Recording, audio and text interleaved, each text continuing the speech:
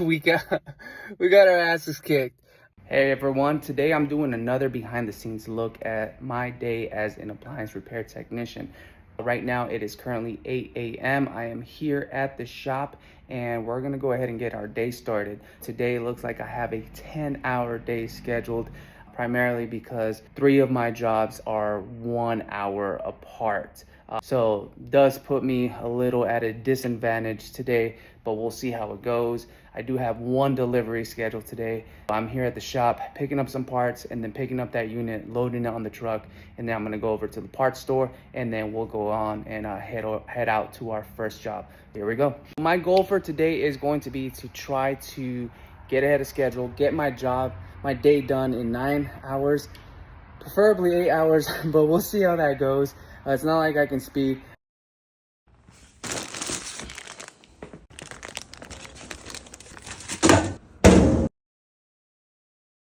I am in the pickup truck, but I am going to go ahead and do a layer up here. That way, if it does happen to rain out today, then I have some protection on.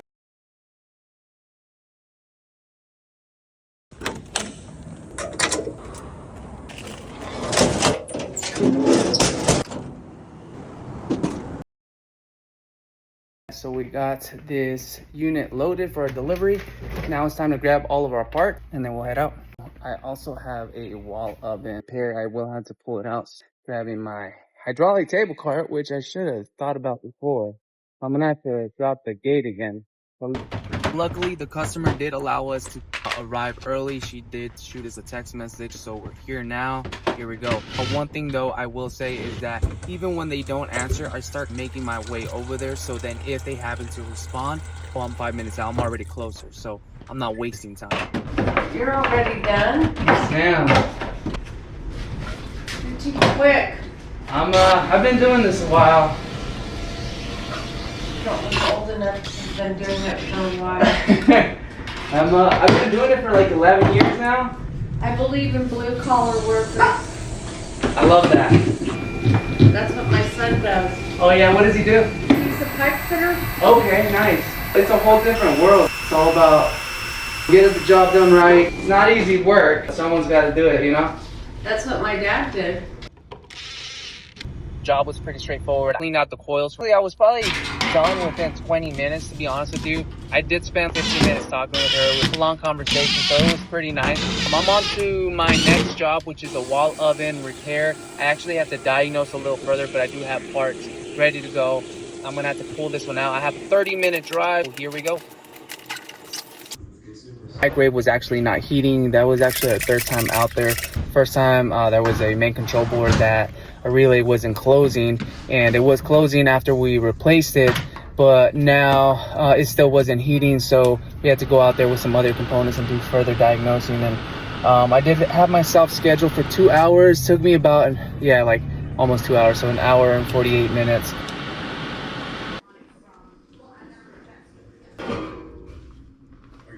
I went ahead and tested the filament, tested for resistance, and I had 0 ohms of resistance, so I was good. I checked for grounding. I went from here to the chassis, and we were open, both pins. I did inspect the magnets, because I could see the magnets, and it was good. That's what it looked like. I'm not going to check voltages from the inverter to the magnetron, because I'd die, right? I was like, okay, well, this 100% is faulty. I don't know if that magnetron or the inverter is going to be worked out or not. Went ahead, just replaced it. I prayed a little bit, and then boom, it worked out. I'm just glad that was it. Luckily, I did have the inverter with me, so if I had to replace it, then I just would have. Electrical tests, very important. Check for grounding. Do your visual inspections. Check the magnets. Make sure that they're not cracked. But always check that antenna, guys. For our next job, it's a delivery of a washer. I was actually out there yesterday to diagnose it, and she just decided to replace it. So I'm going to be out there, and she said that we can show up early. So I am running a little bit ahead of schedule. So let's get on to it. To just call this next customer, see if we can show up early. I also left my GE Smart tool out there, so I'm hoping that she didn't misplace it, because I misplaced it. Here we go.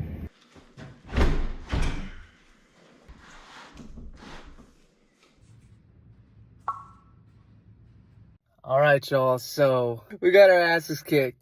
All right. I didn't record because I started running behind schedule. I had my wall oven job or microwave wall oven combo job, and that one kicked my butt. That was supposed to be a simple part install. Should have been a 30-minute job, but a couple things happened. Number one, they threw on an additional diagnostic at the same residence, so that was easily going to add an extra, I'd say 30 minutes to the job.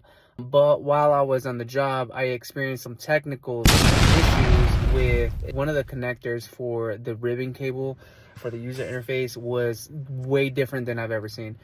The challenge was there was no service manual. I have GE Smart HQ, I have Applianceology, I'm able to find a whole bunch of stuff.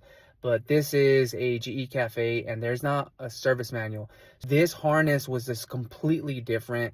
I recorded it so I can show our future techs and stuff like that. But man, I spent a good amount of time trying to figure out how to get these ribbon cables in and out.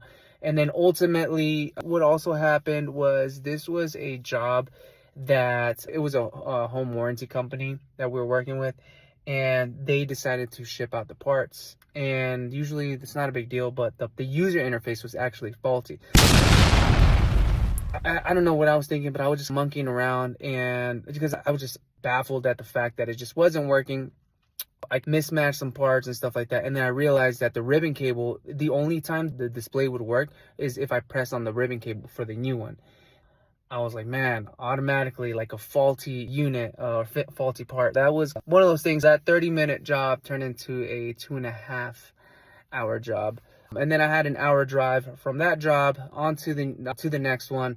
And thankfully, that one was scheduled for an hour, but that one was super simple. It was an older, sweet lady, and she just needed to get her water filter installed. So I went ahead and did that. And then I went ahead and pulled out the fridge, inspected the coils, and I cleaned them for her because it was pretty filthy. And just cleaned them for her as a courtesy, just because she struggled with the water filter, then she's going to struggle with coil cleaning. I just went ahead and took care of that. I was probably there for about a good 20-30 minutes, and the extra 10 minutes was more for we were talking and stuff like that. My numbers for today, job number one was the ice maker and the condenser coil cleaning. I made $80.24 on that job. Okay, second job, the wall oven, I ended up making $63.24. Job number three was the washer delivery installation and haul away. That came out to $44.75.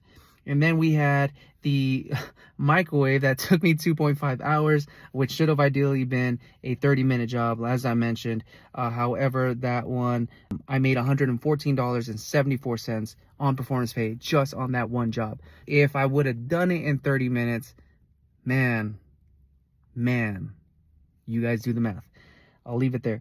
And my last job with, once again, that water filter and the condenser coil cleaning came out to $37.25. I made $340 in performance pay. I worked 10.5 hours. That puts me at about $32.38. However, if I would have got it done in the expected time, which was 8.5 hours, that would have put me at $40 per hour. The variations, variables, lessons learned, all that stuff that happens throughout the day, the week, the months, and just allows us to just kind of recap to see what really went well, what went wrong, and how we can come back faster, stronger, more efficient, and better than we were today, because tomorrow's a new day.